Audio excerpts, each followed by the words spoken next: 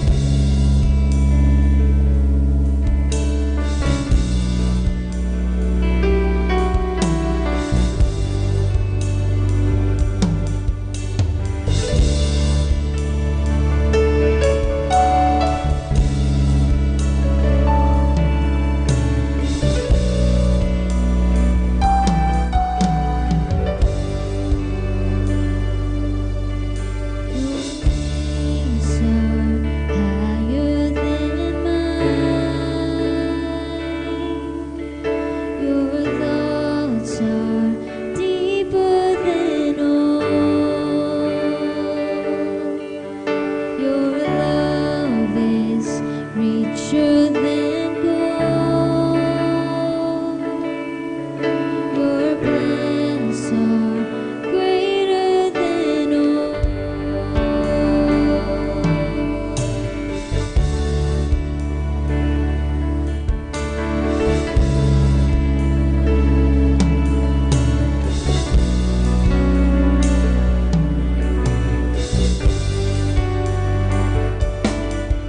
Your ways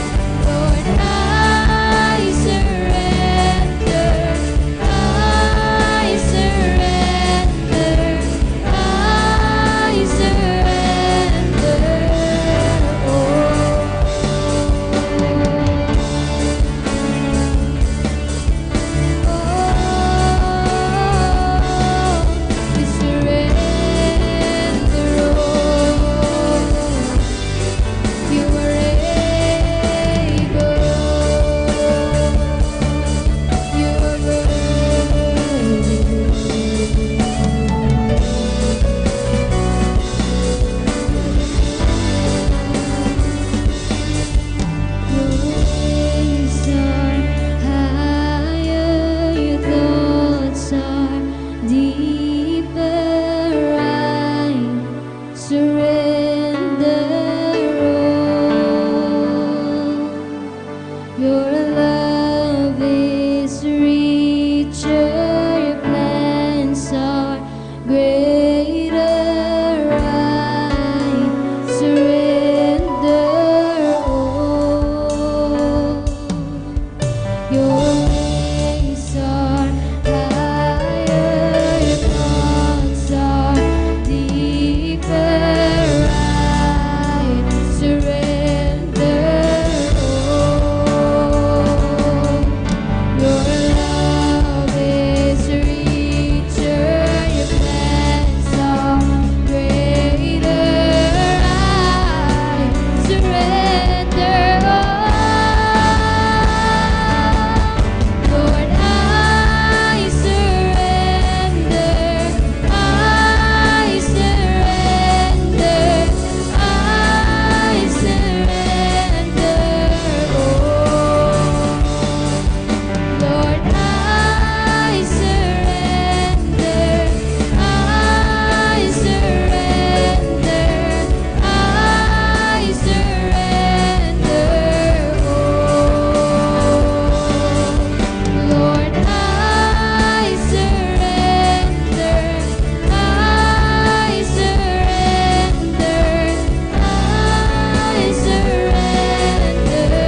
all.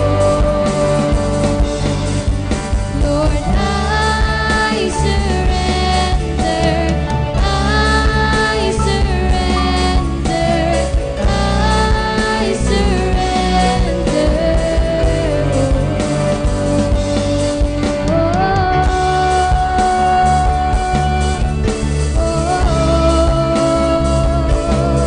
we surrender all to you, our God. We praise you.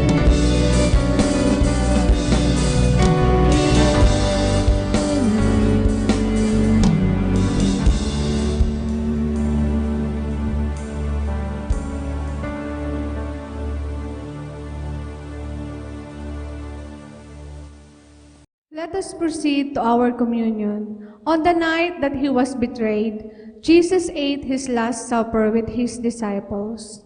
And knowing what he would accomplish through his sacrifice, he instituted the Holy Communion.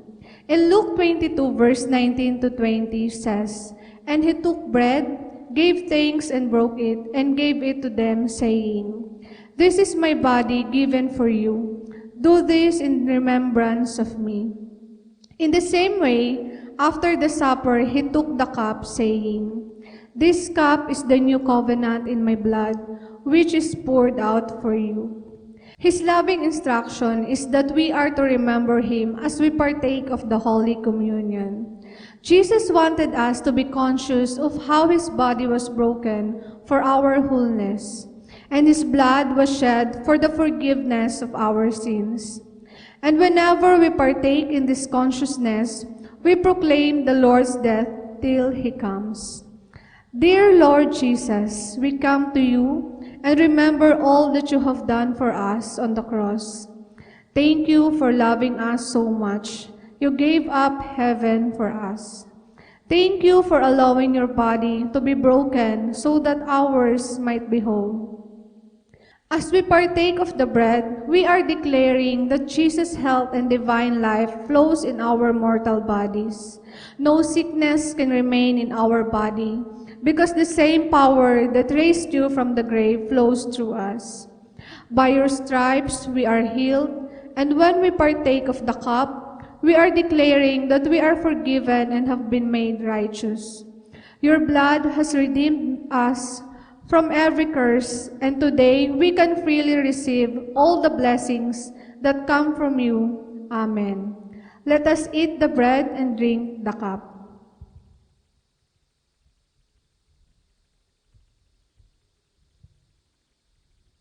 Dumako naman po tayo sa ating pagbibigay. Sabi po sa aklat ng Pilipos, Kabanata 4, Talata 17, Hindi sa hangad kong laging tumanggap ng mga kaloob, kundi ang nais ko ay makatanggap kayo ng masaganang gantimpala.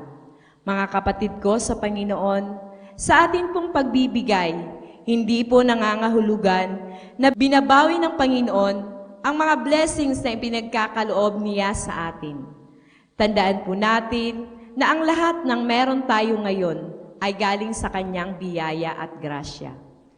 Ang pagbabalik bilang kaloob natin sa Panginoon ay sagradong utos na magtuturo sa atin na dapat gawin natin ang pagbibigay ng bukal sa ating mga puso at pag naipamuhay natin ito, ang gantimpala sa atin ng Diyos ay buhay na masagana. Tayo po ay manalangin. Ama naming nasa langit, bilang pasasalamat at pagluwalhati namin sa iyo, Panginoon, buong puso po naming ibinabalik sa iyo ang 10 bahagi at handog sa lahat ng pagpapala na ipinagkakaloob mo po sa amin sa araw-araw. Ang pagbabalik namin ng aming 10 at handog ay hindi na upang kami ay pagpalain mo, kundi pagkilala namin sa iyo bilang Diyos ng lahat na aming sasambahin, susundin at aalayan ng aming mga buhay. Kasiyahan mo nawa ang aming mga handog. At nangangako na mamumutawi sa aming mga labi na kami ay maglilingkod sa iyo habang kami ay may hininga. Salamat po sa pagdadalisay at paglilinis ng aming buhay. Nawa, ang pagpapakita ng aming pagsamba ay maging kaaya-aya sa iyo at magbigay kaluwalhatian sa iyong banal na pangalan, sa pangalan mo, Panginoong Jesus. Amen.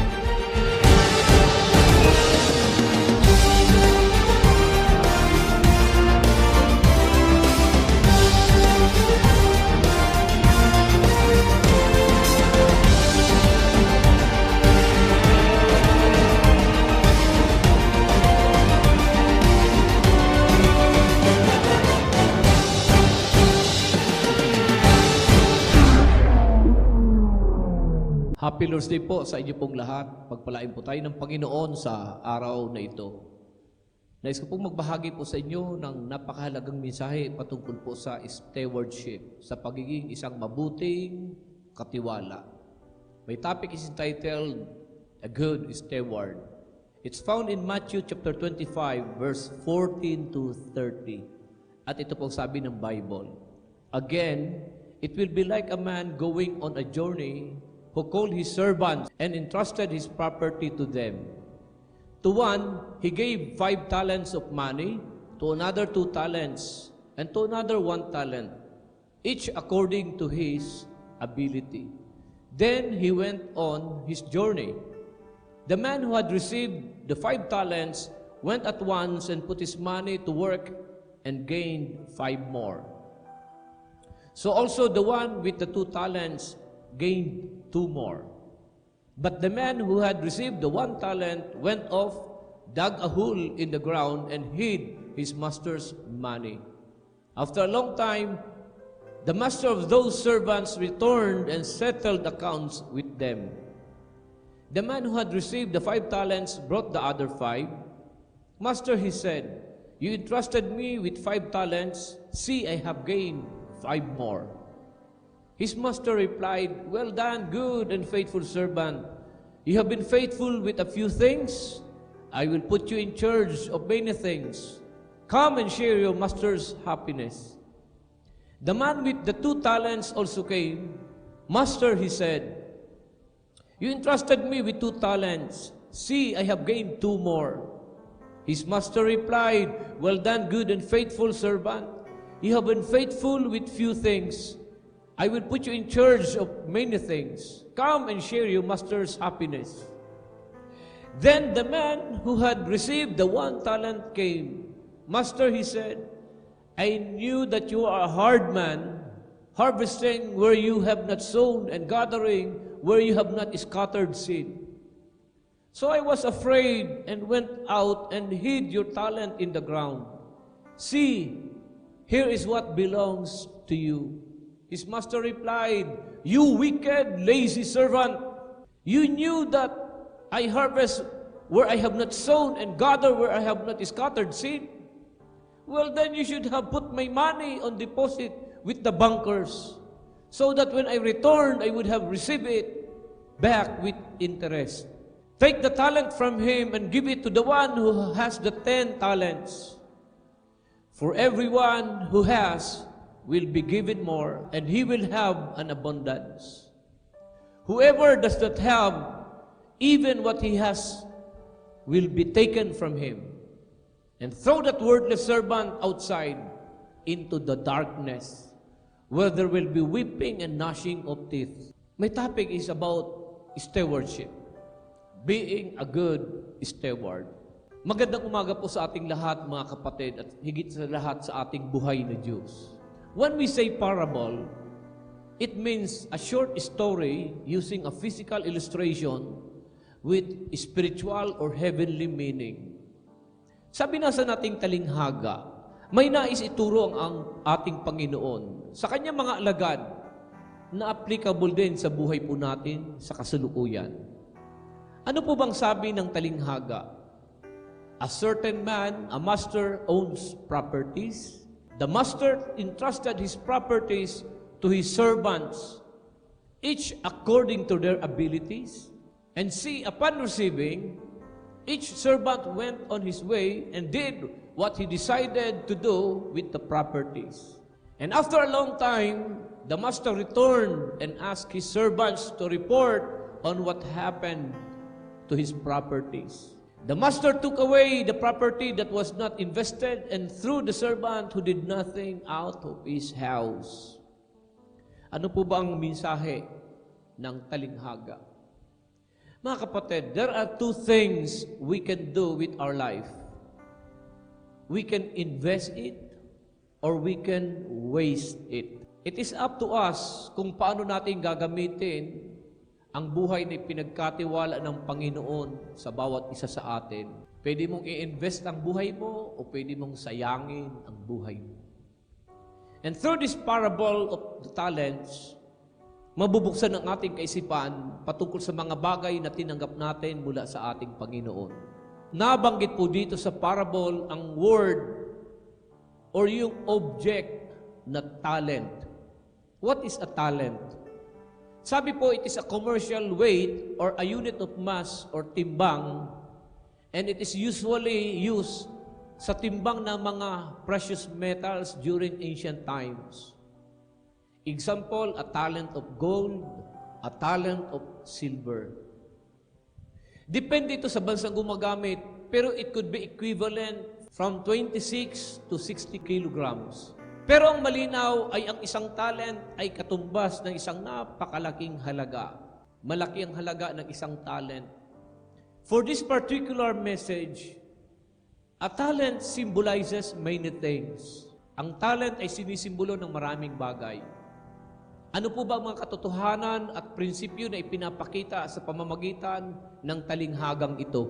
Unang prinsipyo at katotohanan, God owns everything that we have. God owns everything that we have. God created and made everything, therefore, He owns it. Siya ang gumawa at lumalang ng lahat ng nandito sa mundo, kaya sa makatuwid, siya ang nagmamay-ari. Wala tayong pag-aari ni isa man sa mga naririto sa mundong ito. Sabi nga po sa 1 Timothy 6 verse 7, wala tayong dinalang anuman sa sanlibutan at wala rin tayong madadalang anuman pag-alis dito. Kung anuman ang meron tayo, it is simply entrusted to us. para magamit natin habang tayo nabubuhay sa mundong ito. Pinagkatiwalaan lang po tayo, mga kapatid. All these things are simply given for us to use for 60 or 70 or 80 or 90 or even for 100 years. Depende sa itatagal natin sa ibabaw ng mundong ito. Ang sabi po ng Psalms 24 verse 1, "The earth is the Lord's and everything in it. The world and all its people belong to Him."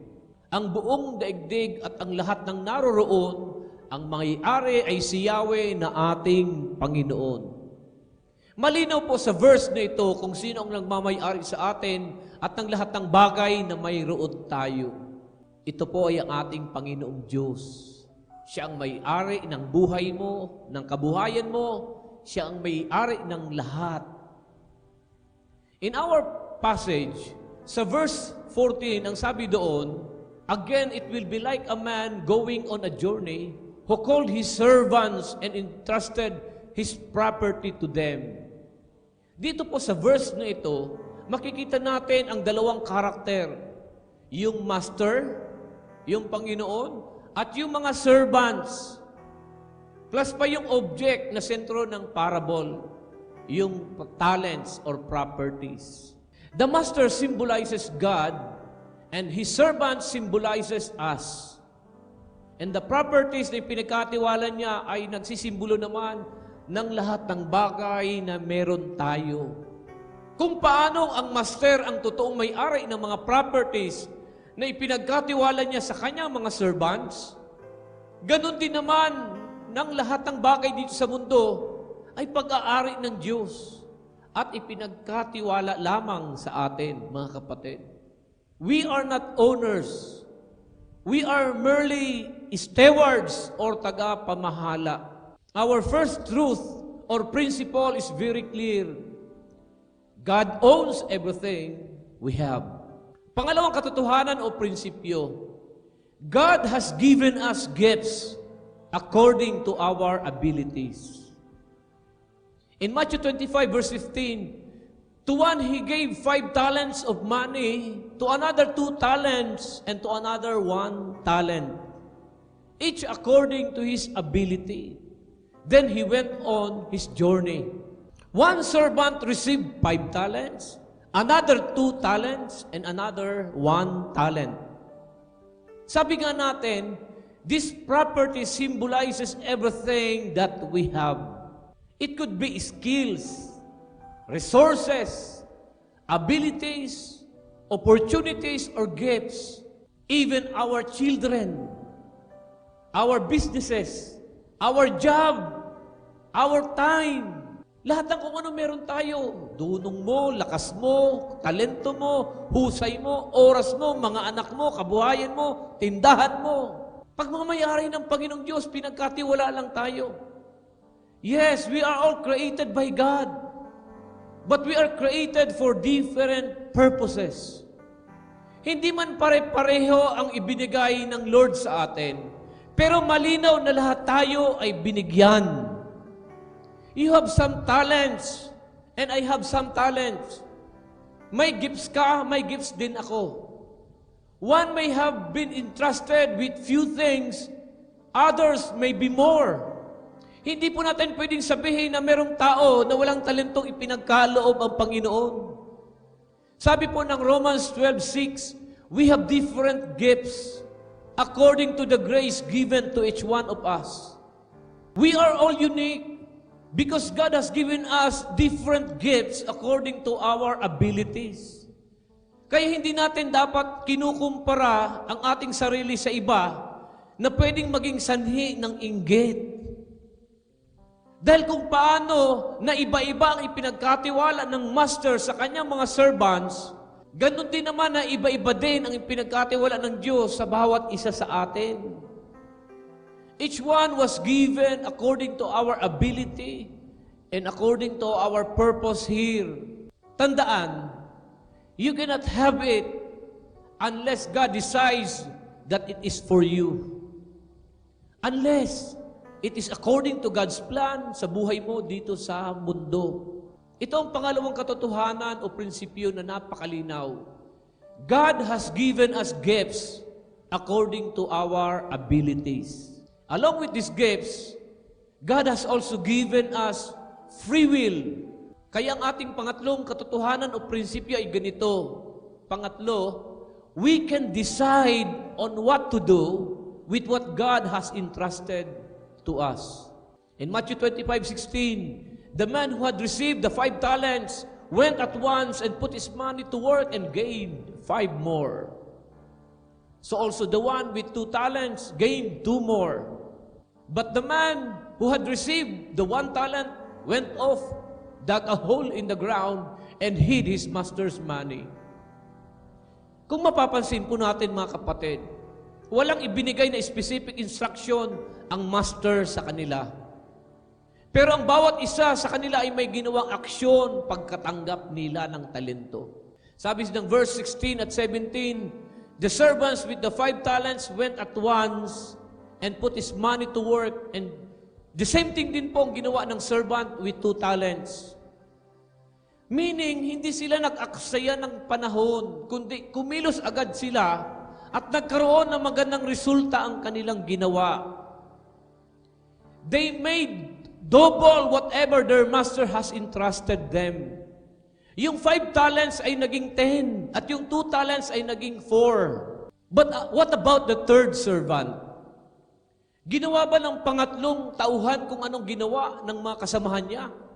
Agad ba siyang kumilos at ininvest ang ipinagkatiwala sa kanya? Hindi po. Ang sabi po ng verse 18, humayo siya at naghukay at saka ibinaon ang perang ipinagkatiwala sa kanya ng amo nila. Kung i-relate natin ito sa ating mga tao, marami sa atin ang dinidevelop ito at ginagamit sa ikaluluwalhati ng Diyos, kagaya ng una at pangalawang servants. Pero meron pa rin sa atin na mas pinipili pang sarilinin at itago na lang ito, kagaya ng pangatlong servant. Bilang Kristiyano, meron po tayong misyon sa mundong ito. And the Lord is counting on us to accomplish it. Kaya nga tayo pinagkatiwalaan ng Diyos ng iba't ibang talento, iba't ibang regalo, iba't ibang abilidad, kakayahan, resources. Kasi alam niyang kailangan natin ito para magtagumpay. Pero hindi ito ma-accomplish sa pamamagitan ng pag-upo o paghiga-higa lang, kapatid. Doing nothing is unacceptable. We should do something with what God has entrusted us, and in fact, we should work hard if we want to succeed. Ang ating pangatlong katotohanan o prinsipyo ay napakalinaw. We can decide on what to do with what God has entrusted to us. Pero wag po nating aabusuhin ang free will natin, kundi gamitin natin ang karunungang nagmumula sa Panginoon para magawa natin ang tama. Dahil sabi po sa pang-apat na katotohanan at prinsipyo, we will give account to the Lord. We will give account to the Lord. Sabi ng verse 19 ng Matthew 25, after a long time, the master of those servants returned and settled accounts with them.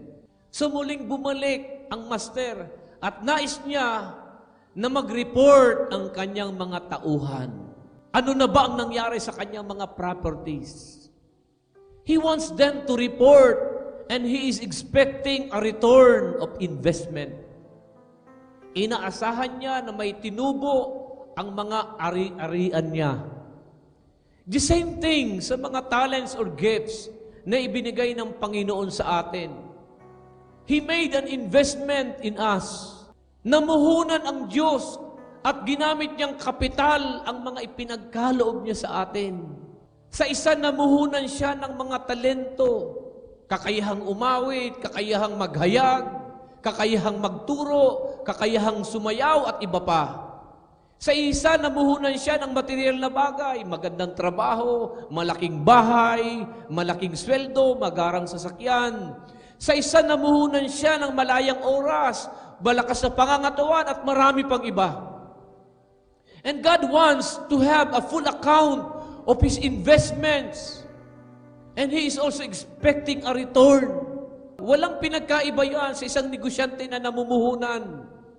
Hindi siya mag-i-invest na hindi niya ine-expect na may mababawi siya. At ganito din pong ating Panginoong Diyos. He would not give us something without expecting that we will put it to good use that would in turn glorify His name. Romans 14:12 says that each of us will give an account of ourselves to God. Lahat tayo mag-give account sa ating Panginoon. Dito nga sa mundo, mula pagkabata hanggang sa kasalukuyan, kaliwat kanan ang ginagawa nating pagre-report at pagpapaliwanag. Sa bahay, sa school, sa trabaho, sa ministry, and most especially sa ating mga asawa, sa iyong girlfriend, sa iyong boyfriend. Nagre-report ka, how much more sa ating Diyos na siyang nagmamay-ari ng lahat ng bagay na meron tayo. Sa verse 20 to 27, makikita po natin yung pagre-report na ginawa ng mga servants nito. They have explained what they did with the talents and what is the outcome of their actions. Proud na nag-report ang first servant. Boss, ito yung 5 talent na ibinigay mo. Ipinangnegosyo ko at tingnan mo, tumubo pa ako ng 5. Kaya 10 na siya ngayon. Ganon din naman, proud na nag-report din ang pangalawang servant. Boss, ito yung 2 talent mo na ipinagkatiwala sa akin. Nagnegosyo din ako, tumubo ng 2 pa, kaya 4 na siya ngayon. Meaning, dumoble pa ang properties na ipinagkatiwala sa kanila. At napakaganda po ng reaksyon na natanggap nila mula sa kanilang Panginoon, sa kanilang Master. However, the third servant who has been entrusted with 1 talent did nothing. At tulad ng sabi natin kanina, naghukay lang siya at ibidaon ang natanggap niya. Kumbaga wala siyang ginawa, hindi man lang nag-effort, hindi ginamit. At kung yung 2 naunang servant ay nakatanggap ng commendation at papuri, ang pangatlong servant naman ay nakatanggap ng condemnation or pagkukundina. Sabi po ng master nila sa kanya, "You wicked, lazy servant." Ang sakit naman nun, kapatid. Wicked na, tamad pa ang sasabihin sa iyo. Kapag hindi mo ginagamit ang talents, ang husay, ang regalo sa iyo ng Panginoon, ang tawag pala ng Panginoon ay wicked and lazy servant. Di ba tayo masasaktan, kapatid? Masakit yun. Tawagin ka ng Panginoon, wicked and lazy servant. Bakit? Hindi mo ginagamit yung pinagkatiwala sa iyo para sa kapurihan niya. In God's perfect time, tayo din ay haharap sa Panginoon para mag-report. Magre-report ka din. Magre-report tayo. At itong panahon na dapat nating paghandaan, can we confidently face God and report to Him that we did great? Can we confidently tell God that we are like the first and second servant in this parable? Or baka naman katulad tayo ng pangatlong servant na walang ginagawa at hindi pinahahalagahan ang ipinagkatiwala sa atin ng Diyos. Malinaw din po na sa pagre-report na ginawa ng mga servants na may 2 posibleng reaksyon tayong makukuha. Depende sa aksyon na ginagawa natin sa ating sariling buhay. And when we face God to give account, ito din po ang 2 posibleng reaksyon na makukuha natin mula sa Kanya. We can either receive a commendation or papuri o condemnation o pagkukundina. Commendation, if we are going to put into good use all the talents and gifts and blessings na ibinuhos ng Diyos sa buhay po natin, hindi siya magiging madamot sa pagbibigay ng commendation sa atin. Napakasarap na marinig na sasabihan tayo ng Panginoon kapag nakaharap natin siya. Well done, my good and faithful servant. You have been faithful with a few things. I will put you in charge of many things. Come and share with your master's happiness. At mula sa mga katagang ito, makikita natin na 3 kinds of reward na pwede nating makuha mula sa ating Panginoon. Una is confirmation. Sabi po ng unang bahagi, well done, good and faithful servant. Confirmation. Pangalawa ay promotion. Sabi ng second part, you have been faithful with few things. I will put you in charge of many things. Ipopromote ka ng Panginoon. Confirmation, promotion, at pangatlo ay celebration. Sabi po ng third part, come and share your master's happiness. Halika, makipagdiwang ka sa kagalakan ng iyong Panginoon. But, if God found out na wala tayong ginawa sa mga ipinagkatiwala sa atin, instead of commendation or papuri, anong matatanggap natin? Condemnation or pagkukundina. Sasabihan tayo ng Lord, you are wicked and lazy.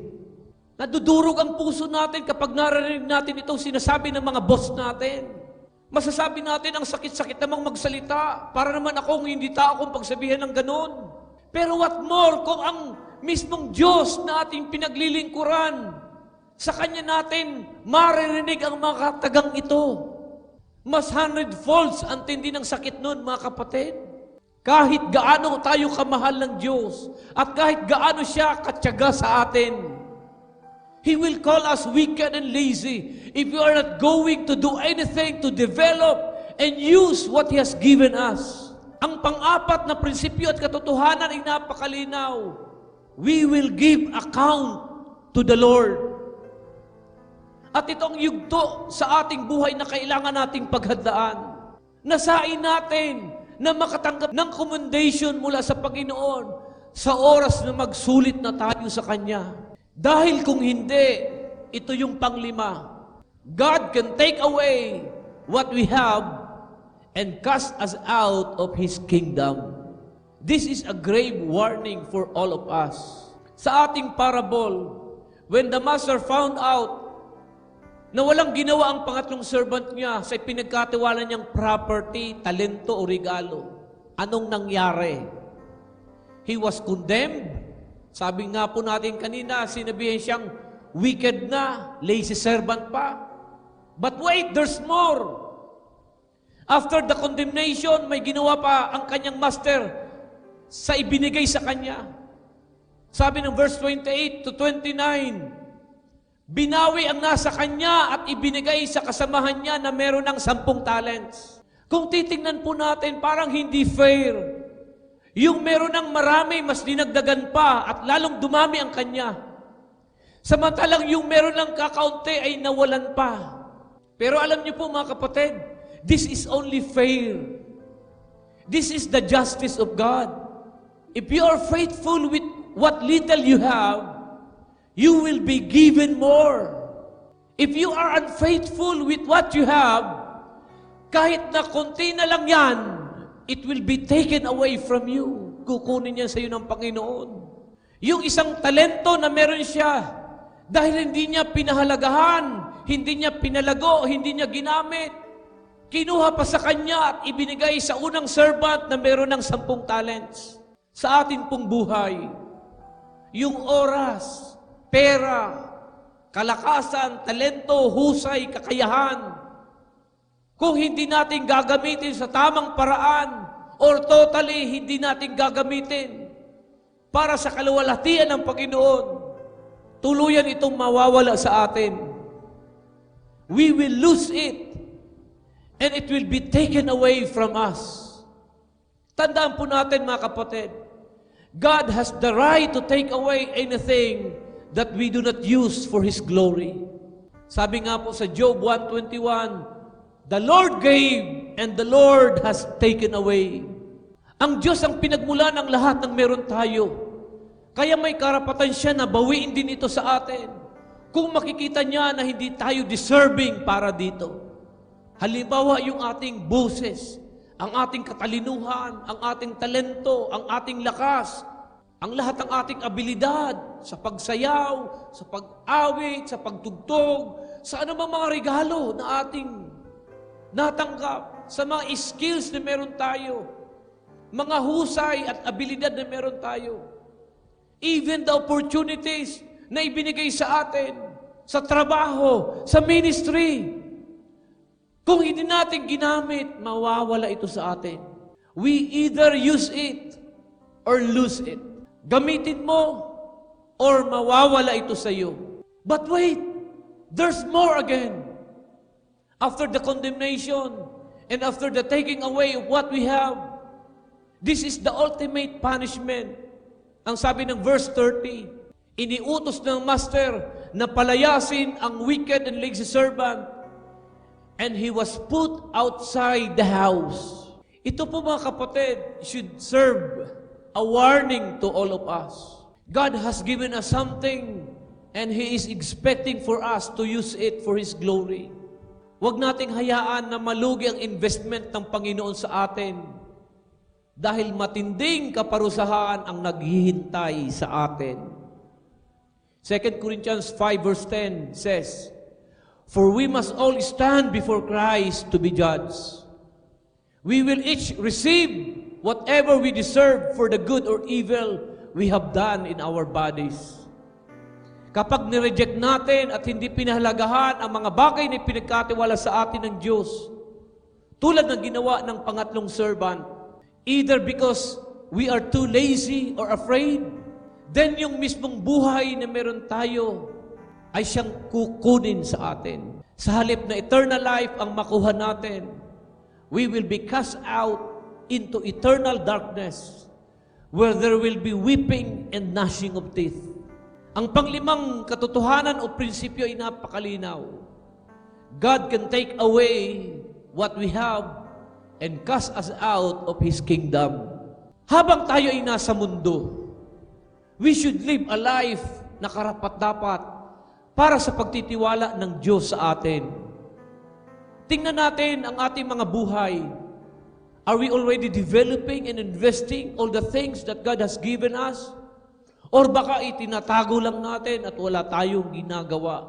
Ginagamit ba natin yung talento, yung anointing, yung kakayahang meron tayo? Tandaan po natin kapatid, we cannot please God by always playing safe. We have to take risk and take action. Get out of your comfort zone. Kailangan kumilos tayo. Kailangan may gawin tayo. Kung mananahimik lang tayo sa isang tabi at walang gagawin, tulad ng pangatlong servant sa parable na ito, tatawagin tayong wicked and lazy ng ating Panginoon. Binigyan niya tayo ng talento, abilidad at iba't ibang pagpapala, hindi para itago lang, kundi gamitin para sa kanyang kaluwalhatian. Now we may ask, bakit ko pa susubukan? Bakit pa ako magte-take risk? Paano kung hindi ako magtagumpay? Paano kung mabigo ako? Ang sagot dyan mga kapatid ay ang ating pananampalataya. We can take risk even if we do not know what will be the outcome because we have faith. Sabi nga ng Hebrews 11:1, faith is the confident assurance that what we hope for is going to happen. And this is what the first and second servant have nawala sa pangatlong servant. Alam nilang pare-pareho na mahigpit ang kanilang Panginoon, na kung magkamali sila at maaaring magalit o maparusahan sila. But the servant 1 and servant 2 have faith. They are confident na ma-accomplish nila ang goal nila, kaya sila nag-take ng risk. But sadly mga kapatid, kahit marami sa mga Kristiyano ang katulad ng first and second servant, marami din naman ang katulad ng third servant. Some Christians are not doing anything because of fear, dahil takot sila. At ganito rin ang naramdaman ng pangatlong servant. Ang sabi niya sa verse 25, I was afraid, natakot ako. So nag-sit in ang takot sa buhay niya.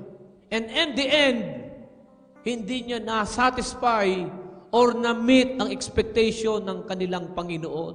Sa ating mga Kristiyano, kapag nakaramdam tayo ng takot, wala na tayong magagawa. Yung iisipin mo na hindi ko kayang gawin yan, hindi ako qualified yan. Nabigo na ako ng maraming beses, kaya ayaw ko nang ulit-ulitin pa. Kasi sigurado mabigo din na naman ako ulit. Or kung iisipin mo na agad, Kung gawin ko ito, ano kayang iisipin ng mga tao? Kung magpapaawit ako, baka pagtawanan lang ako ng kongregasyon. Kung magsishare ako ng Word of God, baka iwasan ako ng mga kaibigan ko. Kung sasayaw ako sa church, baka pagtawanan ako ng mga kaklase ko. These fears can really stop us or prevent us from doing what God is expecting us to do. Tandaan mga kapatid, fear is the opposite of faith. At para matanggal ang mga takot na ito sa ating buhay, we have to activate and strengthen our faith and believe na karapat-dapat tayo sa pagtitiwala ng Diyos na binigyan niya tayo ng talento. Binigyan niya tayo ng regalo, ng abilidad, ng husay, ng anointing, ng iba't ibang pagpapala. And we should continue to develop and use it for His glory. Ito yung 5 prinsipyo, kapatid. God owns everything that we have. God has given us gifts according to our abilities. And we can decide on what to do with what God has given or entrusted to us. And pang-4, we will give account to the Lord. Pang-5, God can take away what we have and cast us out of His kingdom. Sa mga katotohanan at mga prinsipyong natutunan natin mula sa talinghagang ito, we should strive to be like the first and the second servant.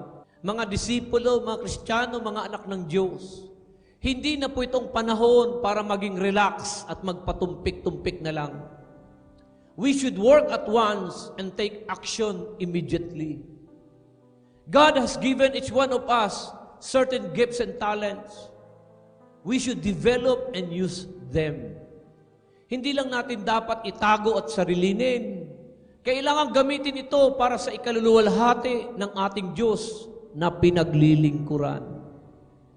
With this, I want to pose this question to each and every one of us. Who are you among the servants? In this world, we are all servants of God. But upon examining ourselves, sino ba tayo sa parable na ito? Are we like the first and the second servant? Or are we like the third servant? Tayo na lang po ang makakasagot niyan. And it is between you and the Lord, kapatid. With this, ako po ay nananalangin na patuloy tayo magkaroon ng matatag na pananampalataya para ma-develop at magamit natin sa tamang paraan ang mga bagay na ipinagkatiwala ng ating Panginoong Diyos sa atin para sa Kanyang kaluwalhatian. May all of us be like the first and second servant, doing everything we can to glorify the name of our living God. God bless you. God bless you. Taas po natin ating mga kamay at ako'y nagdideklara. Ang kapayapaan ng Panginoon sa ating lahat, ang panatag na puso, ang matiwasay na pag-iisip, ang masayang kalooban at malakas sa pangangatawan, ang pinagpalang buhay at kabuhayan ay dumali sa iyo sa iyong sambahayan. Pakaingatan ka ng Diyos isang buong linggong darating at ang kapayapaan niya maghari sa atin. Tanggapin natin lahat ito sa pangalan ng Ama, ng Anak at ng Espiritu Santo. Lahat ay magsabi ng Amen. Be a good steward. God bless you. God bless you.